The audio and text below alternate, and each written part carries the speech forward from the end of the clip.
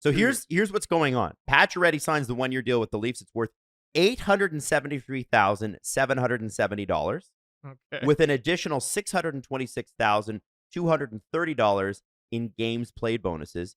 He attended training camp on a PTO. That's a tweet from Chris Johnson. Kyle Cushman, friend of the show, said Leafs are cap compliant by $1 with these moves after signing Pacioretty and Lorentz. $1. You got to send Easton Cowan down, which we expected. SOIR Minton. Minton is injured. Season opening. Yeah. IR. Connor Dewar, who's got at least 6 weeks before he's going to really start skating and practicing and playing again.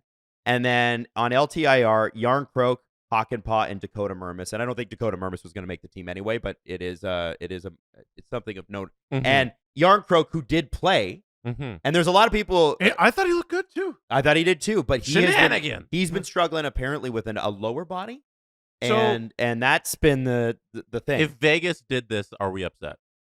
Yeah, and we're right, but it's the Leafs, so we know they're being noble about it. Yeah. Oh, yeah, for sure. Absolutely. What? No, when have they ever done anything nefarious? I think with Yarn Croak, he actually is injured, and it's just that he's not 100%. But if you're going to do LTIR, you got to be careful. I was talking to somebody about this because it's got to be 10 games. I was about to say it's a minimum of, so he'll be out till like November. That's right. Something and like if you're the Toronto Maple Leafs and you're looking at the roster currently, do you need Calle Yarncroke to be playing games in October if he's fighting something? You'll live. You'll live. Yeah. That doesn't make him not valuable. I think he's extremely valuable. I think it's just one of those where it's like, it's October, you'll live. Yeah, this fan base is falling out with Calle Yarncroke is weird. He's at least I don't know. I just think you're prioritizing the wrong guy. I agree. Well, there's several guys I put ahead of him. But it goes to our conversation last week. We were talking about it's like, well, it's got to be one guy or the other guy. They have figured out a way to put every guy in there. The only guy that had to pass through waivers, really, if Marshall Rafai doesn't pass through, which I think he will. God, I hope he does. Is Matt Murray. Right. That one is interesting. And apparently there's real worry there. And they have the $100,000 bonus like they did with Martin Jones. Yeah. I checked that. And they've been trying to get the sympathy, don't claim him because he's rehabbing. And they say he wants I have noticed that. He wants to continuous rehab in Toronto with them. And so they're trying to put that out there. Hey, this guy who played 2 or 3 games in the preseason, he's still hurt. Yeah. I've seen a lot of that. Fellas. I have a hard time believing he gets claimed. Yeah, me too. Because it's a $100,000 bonus like yesterday, today. This reeks so of... they have to pay it today. Mm-hmm. This reeks of Spezza going on waivers and just going, I'll retire. Yeah. I don't even care. I'm not even showing up. Even if there's a fire, I'm not doing it. And then he played for 2 more years. And I just want to say that CJ stuck up for my point of view in the group chat about Matt Murray's play. Because when he has played, he's been good. You're on the I like Matt Murray bandwagon? I am happy. Listen, I am not. I know we got a lot of shit for it because Joseph Wall played 60 minutes on Saturday. But I'm hearing and seeing things that lead me to believe he's not 100% healthy. Who's this? Joseph Wall. And I think we're going to see Matt Murray, even though Wall played 60 minutes, how many times a week do you need to play? I was happy about that. And I got I'm thrilled about it. Thrilled about it. We got some pushback to a clip from last show. It's valid that your starting goalie played half an hour in 5 games to start the preseason. Yeah. And also reporters are like, ooh, I didn't like how he looked at practice today. He looked kind of, I don't know. I just feel like that's worthy of note. Mm-hmm. I'm not saying the world's on fire. But he played great. And I thought he looked great. And that's awesome. And so, hooray. But here's the thing. Let's all rejoice. That's so good. If one of them has a maintenance day or whatever, I really like Matt Murray coming up and giving it a shot. So the discussion we had, I don't think we're talking out of school talking about the discussion we had. So Jacob Pelletier from the Calgary Flames is on waivers. Mm-hmm. Once first round pick, shoulder injury, pretty highly touted. Yeah, he hasn't played a whole lot over the past couple of years. And someone in the chat said, well, Matt Murray in the 22-23 season was a league average goalie that when it came to his save percentage. And I'm like, okay, at the beginning of that season, Pelletier was like a highly touted prospect. Like, do you see how this is the same? Like, okay, it's great. It's great. The 2 seasons ago, Matt Murray was league average. That was 2 years the in difference, a though, is that ago. Matt Murray has won 2 Stanley Cups. In 2017? Listen, or 16 and 17. Yep. Yeah. That's a long time ago, man. He was. Look I up his know numbers. he was good. I saw it. Look at his numbers with the Leafs. They were fine. They were fine. Which Then is what he you had need from hip a third surgery. stringer. Yeah. They were fine before the hip surgery. But he was terrible in Ottawa. Adam. He was terrible in Ottawa. Like, Well, they Yes. yeah, the let's be Ottawa honest, they were- tenure that was awful. that was bad. Yeah. Well, It wasn't quite. What was last year's goalie in Ottawa? Korpisalo. Anton Forsberg and It wasn't quite Korpisalo bad, but it was pretty Mhm. bad. It was pretty bad. And I think ultimately, the hip's been bothering him since junior. That's what we know. That hip has always been a problem. Now he's Goalies- got it fixed. I don't hate him as the third stringer. Goalies just exist Yeah. in pain. No, Yes, they do. If he's the third stringer, yeah, what do you expect out of your third Yeah. string goalie? No, But yeah. if the expectation is Matt Murray starting for the Leafs in the playoffs because he had such a good third No, string year, no, like, that's bad. let's back No, up no, here. I'm not expecting that. Let me say this. Ultimately, the Leafs goaltending situation, I think, is like in terms of the whole organization, is probably the best it's been in a long time. Woll and Stolarz, two goalies I trust wholeheartedly. Who's going to be the starter? I don't give a damn. It's October, whatever the hell. Mhm. Your third stringer is either a potentially resurgent Matt Murray or Dennis Hildeby. Cool. How tall is Dennis Hildeby? 6'7". Every Every time? time, spat. Yeah, I feel like this is like a good thing. Yeah. Yeah. Okay, so who's the third string goalie on the Dallas Stars? Okay. Well, that's a really Ottinger. good question. And then who'd they get as the backup this year? It was Wedgwood. I don't remember. You know what the answer is? Who? It doesn't Yeah. matter. Because Interesting it's so point, Jesse. inconsequential to the success of the team. Going into the season, you're not like, you know what? Make or break the season because of the Right. third string goalie. So Matt Murray's such an afterthought. Yeah. It actually kind of suck if he got claimed because I think there's some depth there in goaltending. You got 4 decent goaltenders. So that's the only reason you talk about Matt Murray. But in terms of like the Leafs in this season, he's such an afterthought. You wanna vet down there. Yeah. You wanna ideally a vet who can play NHL games. Like Hildeby, I think is going to be a good NHL goalie. There's no One day. evidence of that though. He's Right? 20 Like- and he's 23, and I think it's important that a lot of goalies Yeah. look at Jeremy Swayman. A lot of goalies Mhm. don't hit it till they're 24, 25, 26. And so if you have a vet who can balance you out a little bit when things get tough, I think the Marlies should be better this year. But they would I not. bloody hope so. They have They not look been pretty great. good. Yeah. Yeah. On But he's paper. still, I'm looking at Hildeby's number. He had 41 games last year, 913 save. All-star. Nice. AHL All-Star. That's great. Yeah. At the bigger and I think more important story than the Leafs third stringer. Nah. Um, Nah. This is it. Jesse, This is everything. I respect that you brought it back to where it needed to be, You Jesse, because you're know. right. The Leafs dressed a lineup versus the Detroit Red Wings that very clearly looked like this is going to be the team, with the exception of Jake McCabe, who's also fighting something, And Robertson. and Roberts. Mm-hmm. And Maybe. Because he played and a we lot. and we know that Berube sees Robertson actually as a bigger piece. He is effusive in his praise. There's no justification for not putting him in the starting lineup. right. Yeah, he's And- gonna be First- like he'll be playing. We opening already night have lineup. the storylines of this is the first time in his career that he's starting at the NHL. Like they've already Yeah. been written. He's starting. playing. He's starting on Wednesday. Two interesting facts about the Toronto Maple Leafs versus Detroit Red Wings, October 5th, 2024. And again, it's a Saturday night preseason game. How do you know it's a preseason game? Because TSN has it on a Saturday night, right? I didn't even think of that. point. Yeah, like they Yeah. had a Saturday night TSN game, and people were like, "Is this the way it's going to be?" No, it's not. No. Now, they dressed one person under the height of 6 feet, and that would be Max Domi. Everybody else was 6 feet tall, listed as, or higher. Now, we know the NHL fudges things like that, but all the same, that is not a Toronto Maple Leafs roster that a couple of years ago you would have registered. And I was reading an article this weekend on not the defenseman we're about to talk about, but another one who's caught in an organizational transition, Topi Niemela, who is 5'9" Mm. And good. and good, very good puck mover. But this organization very clearly I'm going to run you through. Simon Benoit 6'4", Oliver Ekman-Larsson 6'2", Philip Myers 6'5", Morgan Riley 6'1", Chris Tanev, they have him at 6'2.5". Why the half? And Connor Timmins also at 6'2.5". And Jake McCabe's also over 6 When feet did they tall. start putting the halves in there? I have never seen that before, Jesse, but that's the official one that they posted on the Leafs website. Yeah, So how about that? I'm 5'10" and a half, but I Oh. just say 5'10" because you I don't want to sound like I'm.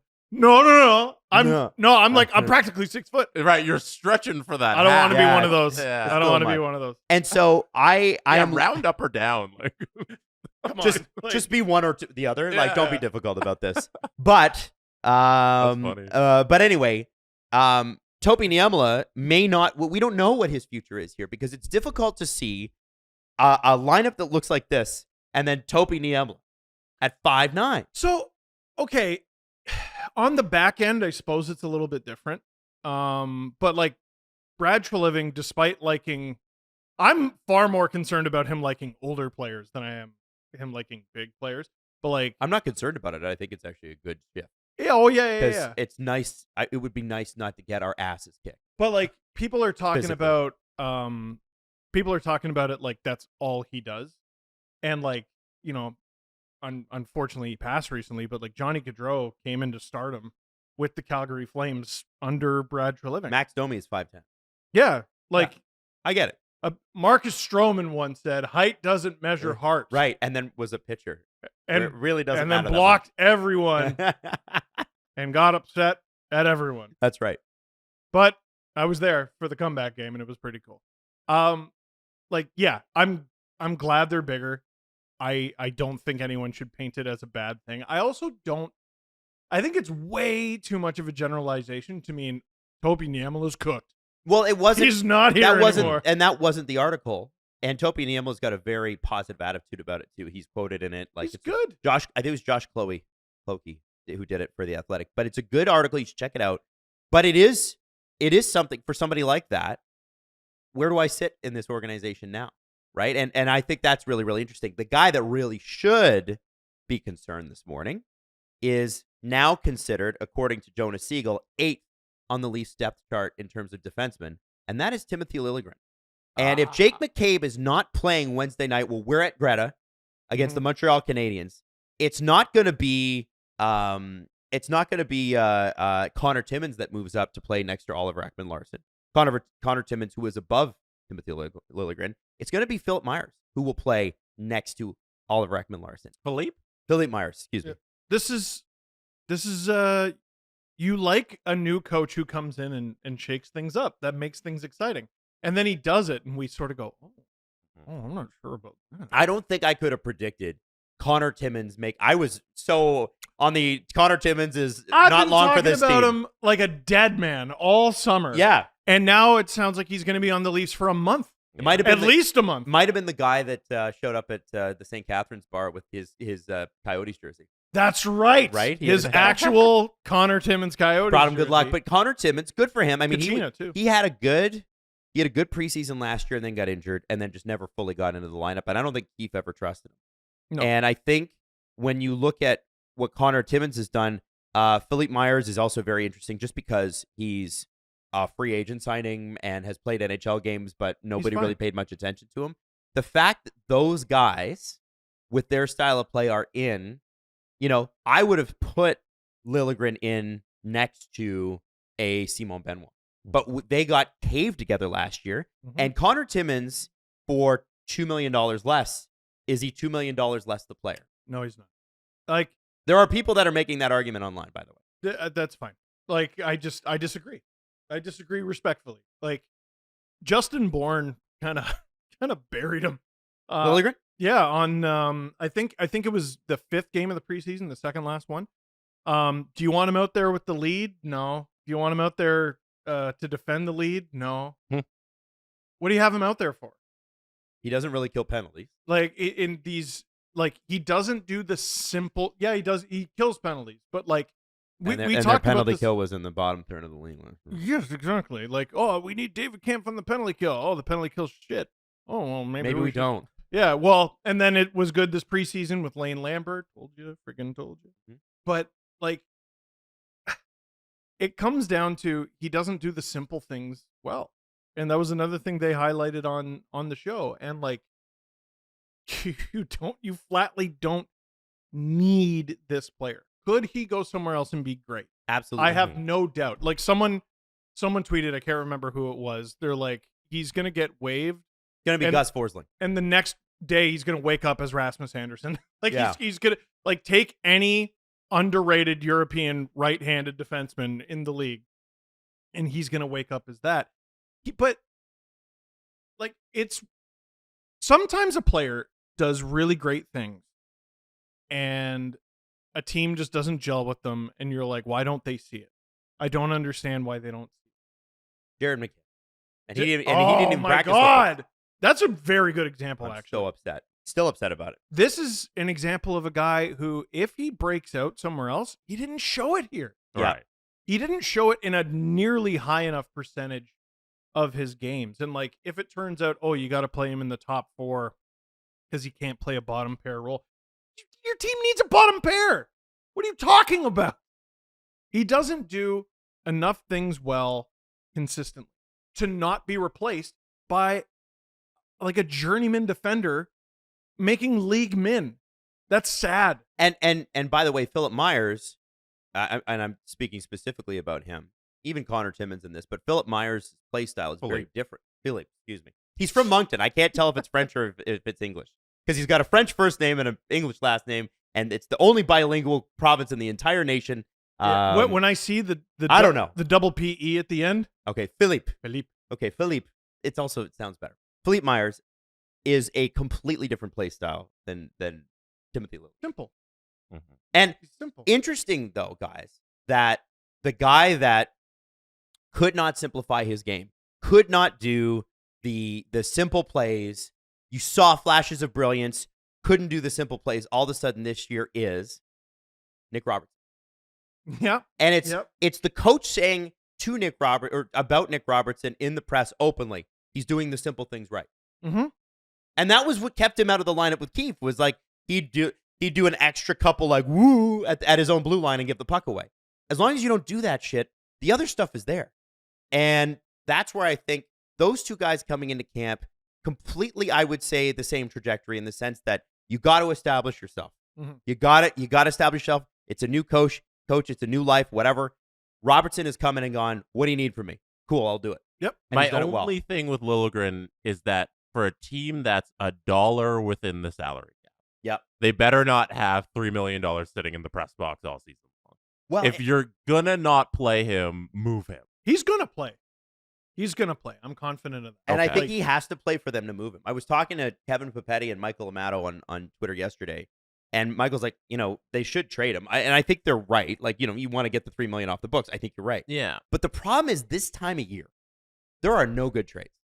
You get both. Not really. Nobody makes a good Right. trade, and I don't think it's because teams don't have needs. I think it's because general managers are scared. I really think there might be a big trade today, and we're gonna miss Yeah. it. Well, but as of right now, what history do we have If to there go are on? I no know. good trades, then you got to use him. Yeah. Yes. You have to use He's still useful. Like, I think if the cap hit was less, we'd be talking about him completely differently. Mhm. But because he's at He that wanted the number deal. and there are people who are less than him and ahead of him in the depth chart, he's out of the rotation. But I think they have to use him to move him here. So here's kind of how I look at it. New coach, obviously. The preseason was 6 games long, and we talk about how we need to shorten it. Here's what's funny. It's sort of continuing, except now the games count. Pontus Holmberg doesn't have an everyday spot in the lineup. Mm-hmm. Nick Robertson doesn't necessarily have an everyday spot in the lineup. He's been playing well, starts playing crap, he'll sit. All of a sudden, Dewar's going to come back eventually, and Yarncroke's going to come back eventually, and Liljegren's on the outside looking in. He could play himself into a position where he's on the inside looking out, and Timmins is in the mix all of a sudden, and Myers is in the mix all of a sudden, and Max Pacioretty has over $600,000 to play for, and Lorentz, and Reeves was scratched a bunch last year, and it's There's looking like Bobby McMahon is on the outside looking in for opening night. Really? Yeah, He didn't have a good preseason. That's Luke Fox is at that. He said it's worth noting 2 Maple Leafs re-signings, Timothy Liljegren and Bobby McMahon, both healthy, are projected outside of the opening night lineup. And I think he's a very, very, very good. I think he is too, and he'll play himself back in. He'll play himself back in. Nyes, Patches, Robertson, and who am I missing? Would be the fourth one on the left side. On the left side? Yeah. Nyes, Domi, Pacioretty, Lorentz. Oh, yeah. Oh, Lorenz. Yeah. Okay. If Lorentz is not center.